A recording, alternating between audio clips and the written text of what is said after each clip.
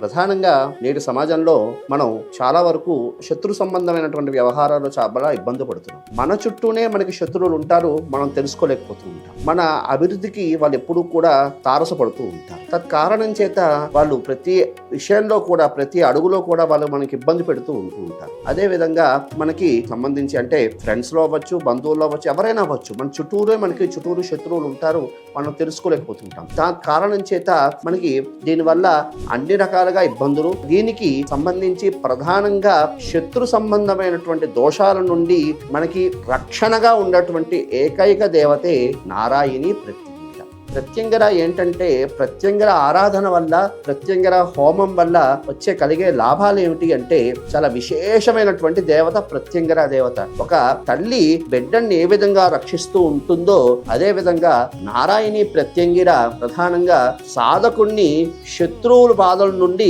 విముక్తుల్ని చేస్తుంది. ఎవరైనా శత్రువు మన మీద ఏడుస్తున్నాడు అని తెలిసే లోపల అమ్మవారు అవతల శత్రువుని ఇబ్బంది పెడుతూ శత్రువు సంబంధమైనటువంటి దోషాల నుండి విముక్తిని కలిగిస్తుంది. అది ప్రధానంగా నారాయణి ప్రత్యంగిర అమ్మవారికి ఉన్నటువంటి విశేషమైనటువంటి లక్షణం. నారాయణి ప్రత్యంగిర హోమనాన్ని విశేషమైనటువంటి అష్టద్రవ్యాలతో ఆ హోమం నిర్వహించడం జరుగుతున్నది.